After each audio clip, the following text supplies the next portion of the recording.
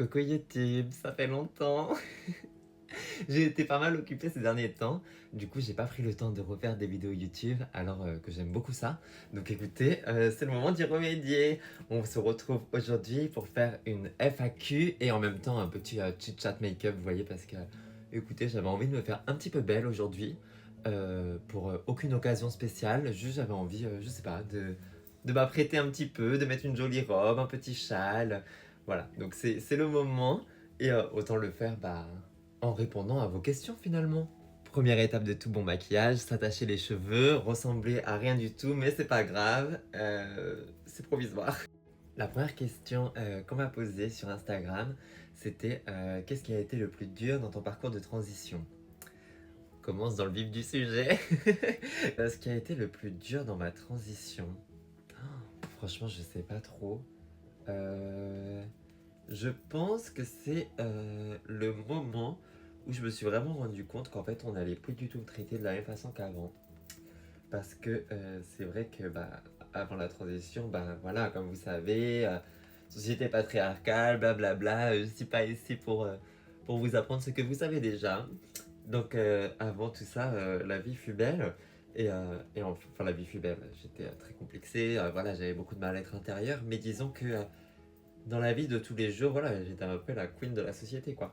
Et en fait, de tomber invisible aux yeux de tout le monde, voilà, de pouvoir faire sa vie normale, tranquille, sans problème, à d'un coup, tout le monde te regarde, les gens te jugent, les gens permettent de te faire des réflexions dans la rue qui ne se seraient jamais permis de faire avant, et puis tout le lot de misogynie, quand tu mets une jupe, un truc, un machin, les gens qui te font des réflexions un peu pas folles.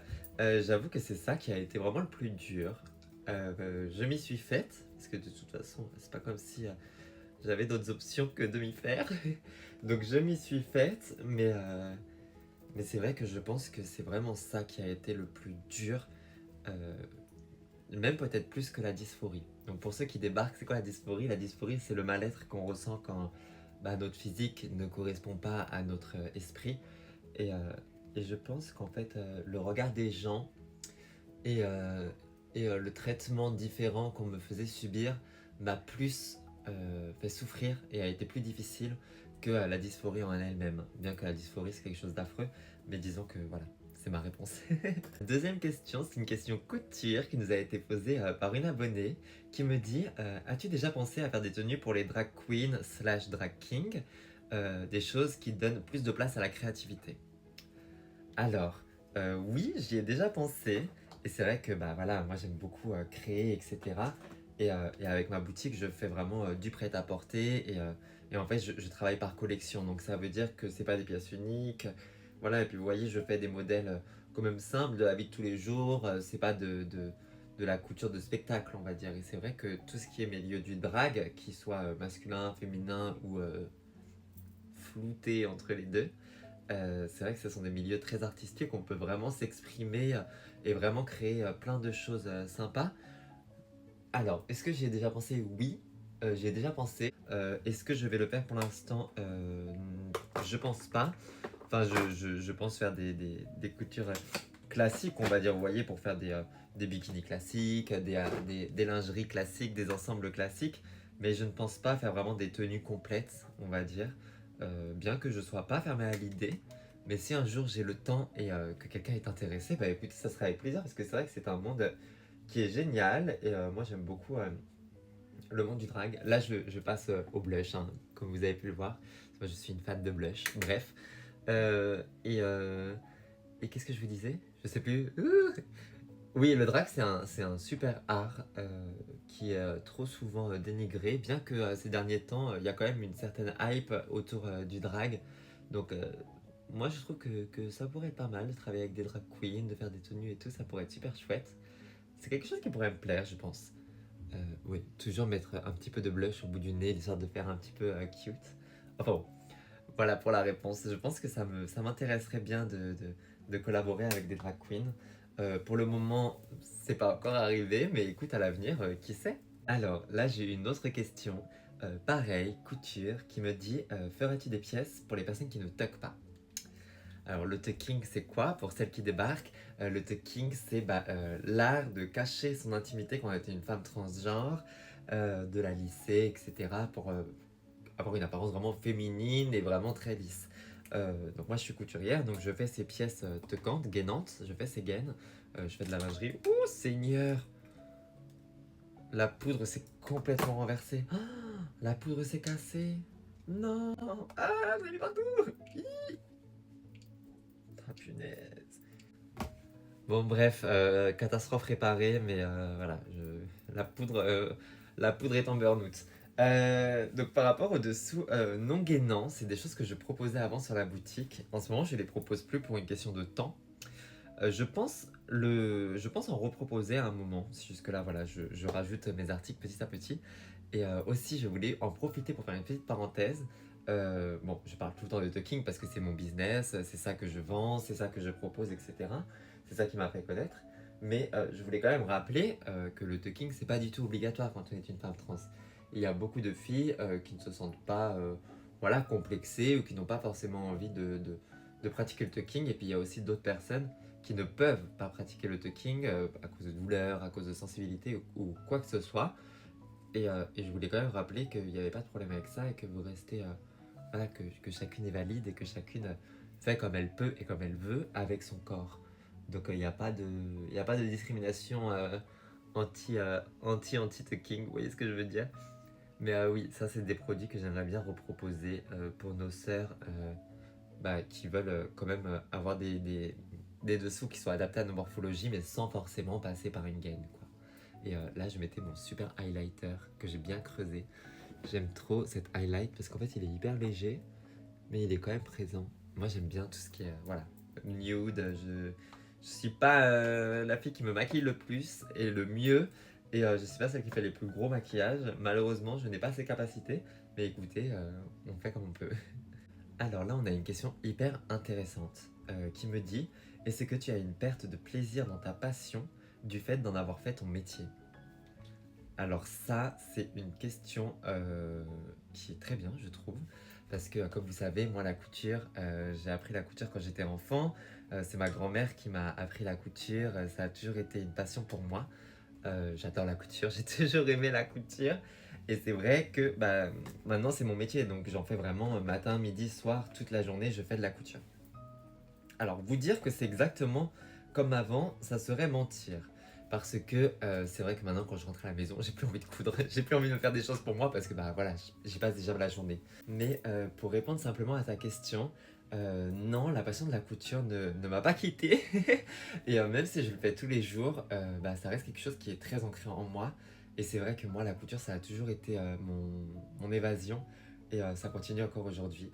Même quand j'ai plein de problèmes plein la tête, que ça va pas forcément, c'est comme tout le monde, voilà, tout le monde a ses problèmes. Mais dès que je me mets derrière ma machine à coudre, tout s'évanouit. Et je suis vraiment sereine et je peux vraiment, voilà, je couds et je me sens sereine et ça m'évite à penser à tous les problèmes de la vie, voilà, toutes ces choses qui peuvent nous tracasser. Et en ça, la passion ne m'a pas quitté parce que je pense que c'est quelque chose de commun à toutes les personnes qui ont une passion, c'est que notre passion vraiment nous aide à nous évader et voilà, et à nous épanouir. C'est sûr que quand j'ai un petit peu de temps libre, avant quand j'avais du temps libre je passe à la couture, maintenant quand j'ai du temps libre je lève le pied. Mais voilà, c'est quelque chose qui ne m'a pas quitté. Et je pense que même si demain je faisais faillite ou que ma boutique fermait, je continuerai à coudre sans aucune hésitation pour moi et mes proches parce que c'est quelque chose que j'ai toujours fait et c'est quelque chose qui m'a toujours comblé. Donc non, ça n'a pas changé. Je pense que ça n'est pas prêt de changer. On a une autre personne qui me pose une question par rapport à mon parcours, qui me dit quel est ton parcours scolaire? Quelles études as-tu fait? Est-ce que c'est en rapport avec ce que tu fais actuellement? La fin du message est coupée, mais grosso modo c'est ça. Alors, mon parcours scolaire, moi j'ai fait un bac pro maroquinerie, donc pour apprendre à travailler le cuir, donc les sacs à main, les sacs de voyage, comment appelle-t-on ça, les porte-monnaie, portefeuille, etc., porte-chéquier, on pense ce que tu veux. Et j'ai travaillé un peu dedans, juste après mes études, et voilà. Et après, j'ai fait aussi un CAP chapellerie, donc pour apprendre à faire les chapeaux. Donc, je suis en capacité aujourd'hui de vous faire des chapeaux. Par contre, j'ai jamais travaillé dans ce milieu parce qu'il y a eu le Covid et tout, et du coup, c'est un peu mal tombé, on va dire. et j'ai jamais eu l'occasion vraiment de travailler dedans. Donc, est-ce que ça a un rapport? Oui et non, parce que le travail des dentelles, le travail des matières extensibles, la lingerie, c'est vraiment très particulier. Ça reste dans le monde de la couture, ça reste dans le monde de la mode, mais ça n'est pas vraiment lié, on va dire, à la maroquinerie. Parce que vous vous doutez bien, entre faire un sac et faire un ensemble dentelle, il y a un monde, littéralement. Alors attendez, parce que je me maquille pas. On va essayer de faire un petit maquillage. Je vous ai dit, moi je suis très basique. Vous voyez, ma palette de nude, elle est usée jusqu'à la moelle. Voilà, je suis pas la meilleure maquilleuse du monde. Mais écoutez, j'espère que vous serez pas trop déçus quand même de mon maquillage. Vous voyez, moi je suis vraiment dans la légèreté. Je suis très... Franchement, pour le make-up, je suis quelqu'un de très fade. Très sincèrement, je suis pas Ayo Coralie. Oh, d'ailleurs, est-ce que vous connaissez Ayo Coralie? J'adorais cette nana. C'est littéralement elle qui m'a appris à me... Le peu de choses que je sais en make-up, c'est de elle que je le tiens. Ça se voit pas parce que je fais des choses très nude alors qu'elle elle est très flashy. Mais j'adore cette nana. Bref, c'était le moment fangirl. Ayo Coralie, si tu passes par là, je t'aime. Et on va mettre en coin interne. Est-ce qu'on met des paillettes? Ou est-ce qu'on met du blanc? Paillettes blanches, regardez-moi ça. Ça a pété. Oh, ah oui, d'accord. Ah oui, ça pète vraiment là. Attendez. Je crois que j'ai un peu abusé du truc. Oh, mon Dieu Seigneur. Attendez. Hi.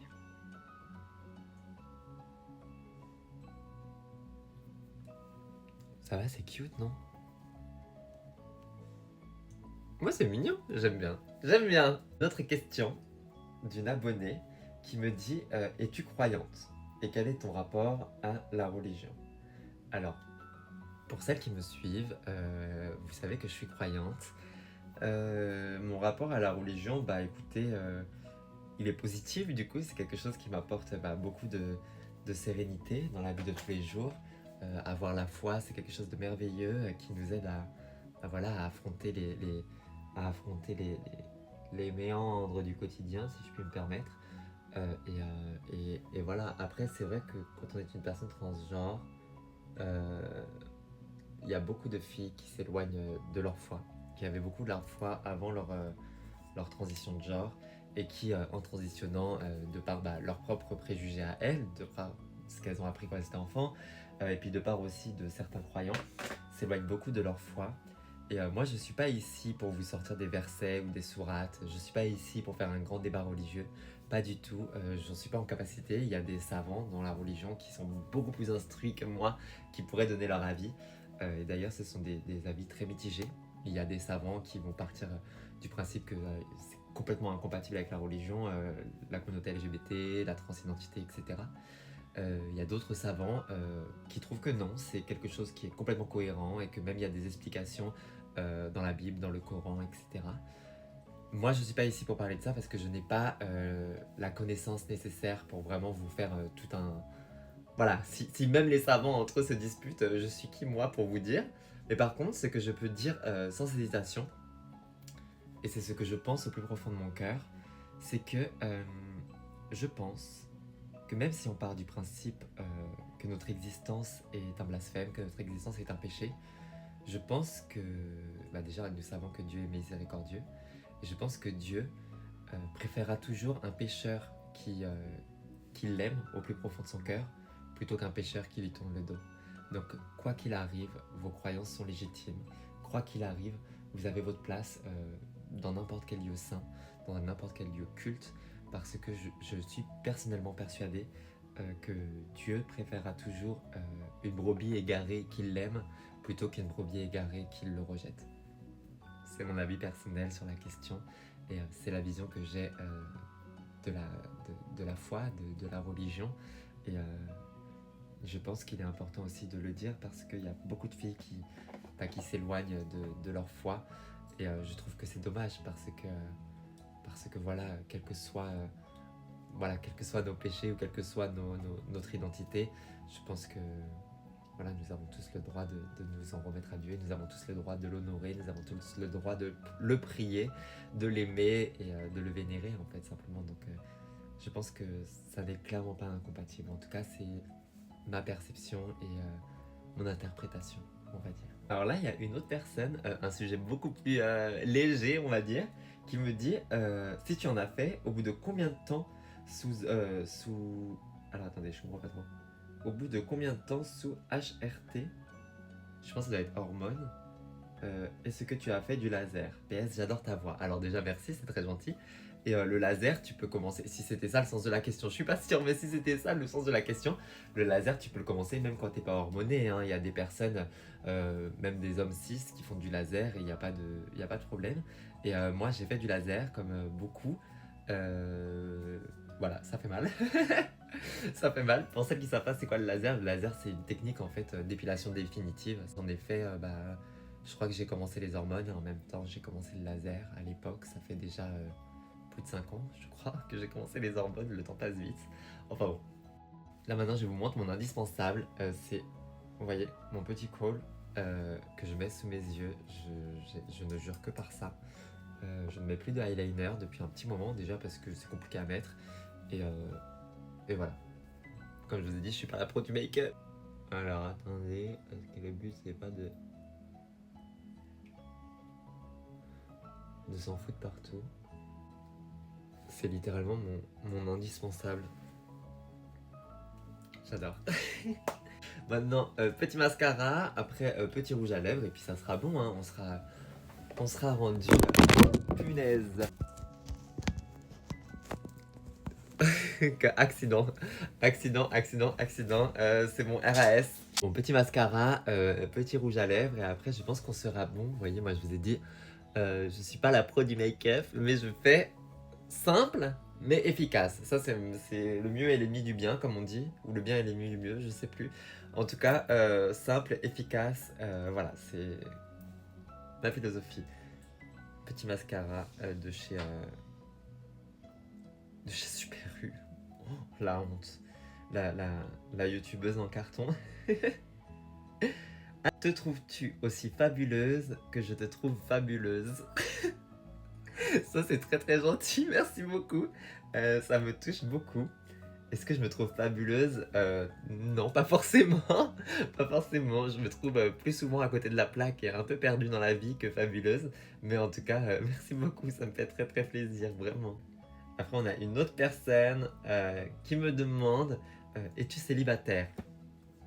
Je ne répondrai pas à cette question, c'est ma vie privée. Non, je ne vais pas répondre à cette question. Mais par rapport au fait de relationner quand on est une personne transgenre, ça serait tout un débat à avoir. C'est vrai que relationner quand on est une personne transgenre, c'est très difficile.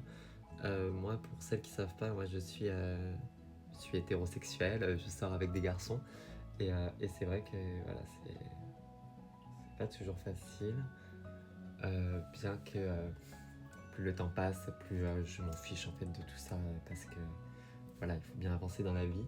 Mais c'est vrai que voilà, quand on est une femme transgenre, relationner c'est pas toujours évident. C'est pas toujours évident parce que pour trouver quelqu'un ça va, mais pour trouver quelqu'un de sérieux c'est beaucoup plus compliqué.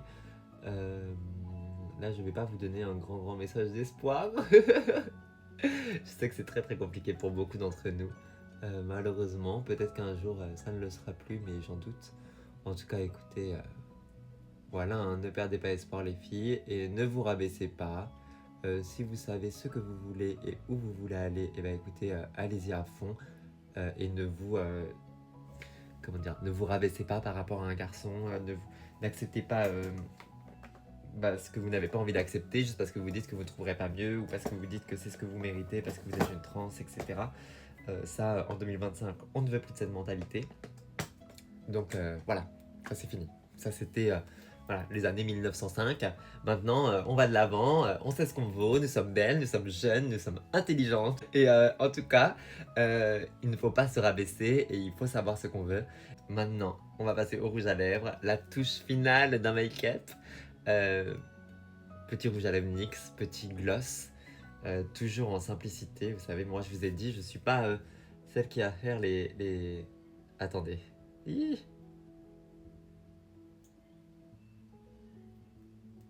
Ouais, moi je suis pas la meuf full face et tout. Pas parce que je n'aime pas, mais parce que je n'ai pas les capacités techniques de le faire. Du coup, j'ai un petit peu de mal à vraiment faire des full face hyper chargés, hyper bien faits et tout. Quoique là, franchement, je me suis pas trop mal démerdé. Je trouve que ça va, mon make-up est plutôt joli. Mais c'est vrai que j'utilise des... Attendez. Ah, attendez.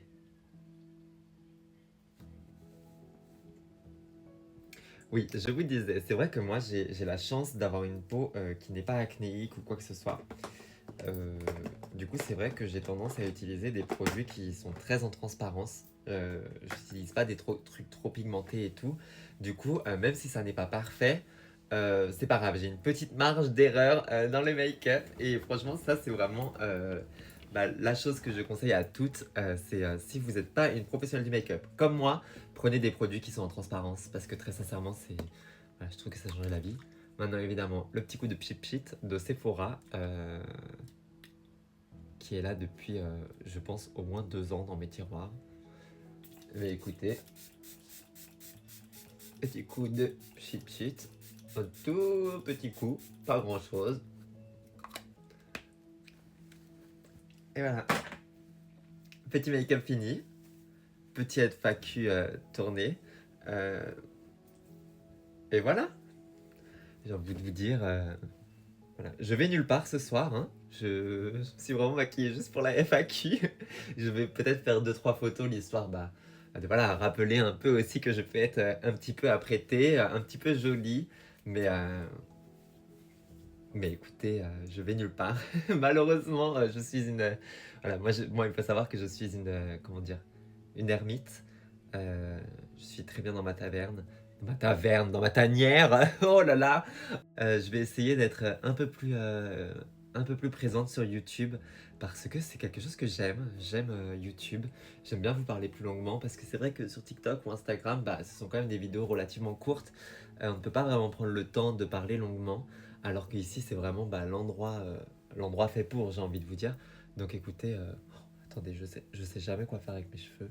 J'hésite à les, je sais pas si je les coupe, si je fais une, pas pour la longueur, mais juste pour me refaire une coupe un peu mieux parce que j'ai l'impression que c'est un peu, j'ai la coupe, pas de coupe. Vous voyez ce que je veux dire? J'ai pas vraiment de dégradé, j'ai un petit dégradé, mais il est timide. Je sais pas, je sais pas ce que j'ai envie de faire. Si vous avez des idées en commentaire, n'hésitez pas. Parce que là, j'avoue que je sais pas trop. Ou alors je laisse comme ça. Vous me direz, c'est pas moche non plus. Mais je sais pas, j'ai envie des fois de faire des petites folies. Mais oh, c'est sympa comme ça, non? Non, c'est... Oula. Attendez, je suis moi et mes cheveux, c'est la guerre. Bon, ça m'a fait très plaisir de vous refaire une petite vidéo. J'espère qu'elle vous plaira. Et puis écoutez, si vous avez d'autres questions, n'hésitez pas à les poser en commentaire. Peut-être qu'on refera une vidéo à un moment. Et puis voilà. On se voit bientôt sur les autres réseaux. Et puis on se voit bientôt ici, sans doute, hein, j'espère. Être régulière et m'y tenir. Si je ne m'y tiens pas, n'hésitez pas à venir me disputer. Parce que j'aimerais bien sortir une... au- allez, une vidéo toutes les semaines, voire 2 semaines. Je pense que c'est pas trop difficile. Je pense que je pourrais m'en sortir. Enfin bon, bref, je vous montre quand même un petit peu plus de près le make-up.